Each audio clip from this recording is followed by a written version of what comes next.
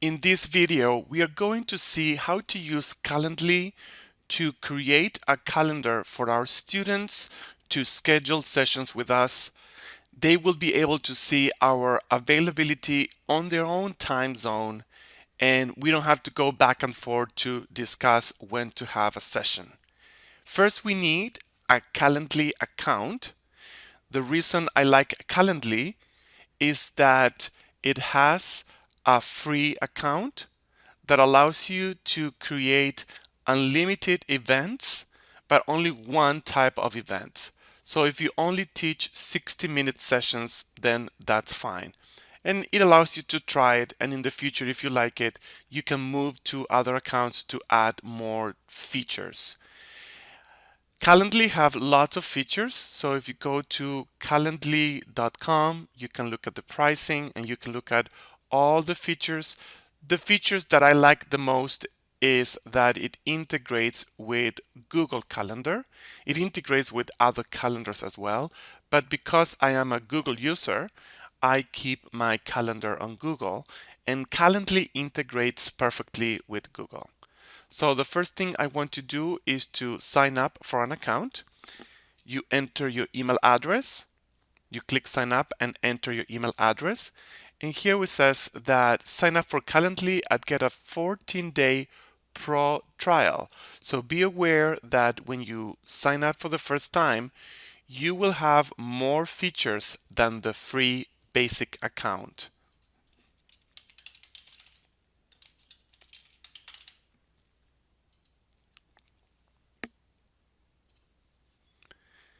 And now, because it detects that I have a Google account, it allows me to sign up with Google. So I will do that. I select which Google account I'm going to use. I authorize it. And now I can select my time zone, the preferred language for the meetings, and a URL or link that I can use to send people so they can see my availability. I will just keep it like this and click next.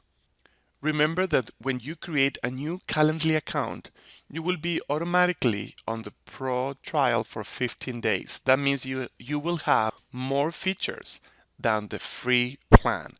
For example, on event types, by default, I have 15, 30, and 60 minutes, and I can create new types. But that's because I'm on the Pro trial. But the free plan only has the 60-minute meeting. So we are going to pretend we are on the free plan and we're only going to use that one. So for now, I'm going to deactivate the 15 and 30 minutes. Pretend I don't have them because I am on the free plan. Before I send people to schedule sessions, I want to edit this session. So I click on settings and edit. And there are many things that I can change here. Some of the features, again, are part of the Pro plan and some are part of the free plan. But for example, you can change the name. For location, if you want, if you use Zoom, for example, you could put the Zoom link here if you always use the same link. You can select when people can book this event. Now, by default, the hours that Calendly is going to make this event available are on Mondays through Fridays from 9 to 5 p.m. Not available on Saturdays and Sundays. So you can change this according to what you want for your availability.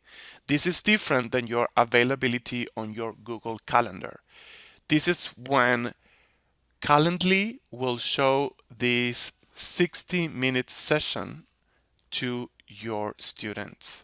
For example, if I want to teach longer than 9 to 5, let's say that I want to teach 9 a.m.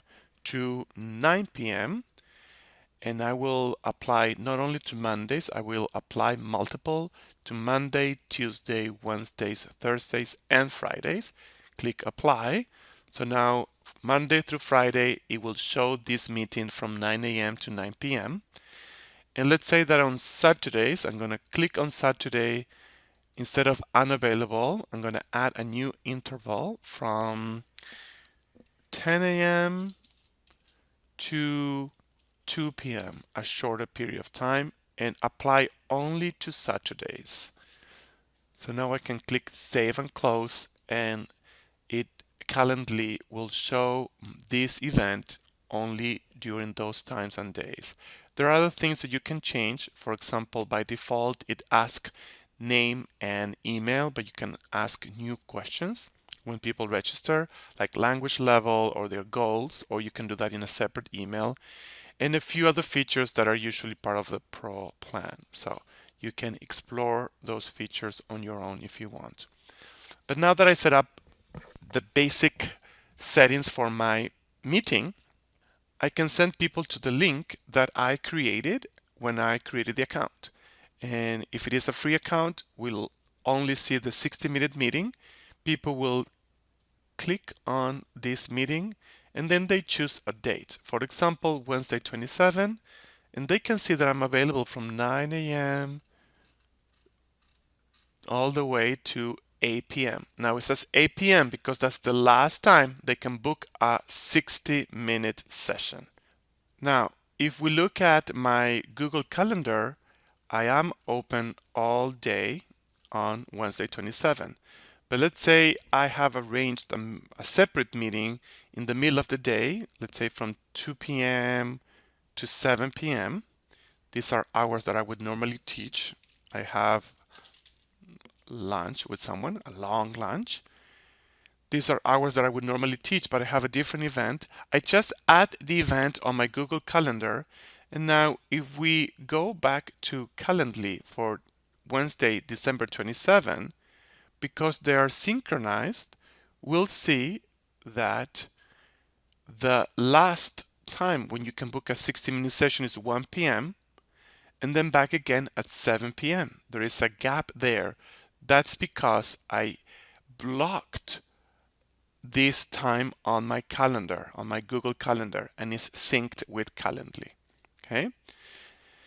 Now we can send people to this link, which would be outside of our website, or if we have a WordPress site, we can create a new page, for example, and we'll call this page, it's a sample page, page to schedule sessions.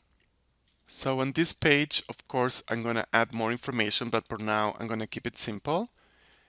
I would say, look at the calendar below and book your session, for example.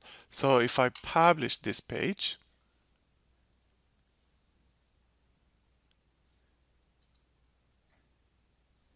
it would only have this text. I want to add my Calendly availability down here.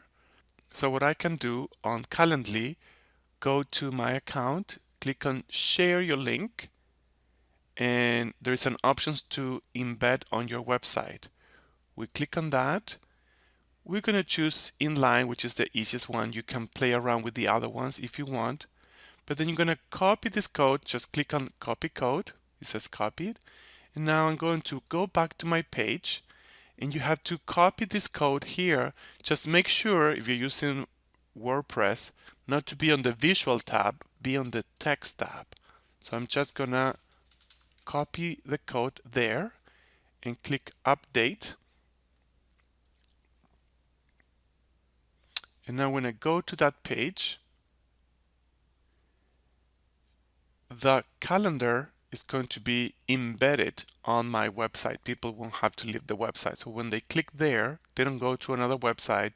They can select their sessions right from my website and do the booking right from here. I hope you enjoyed this video. If you have any questions, please leave a comment below. Thank you.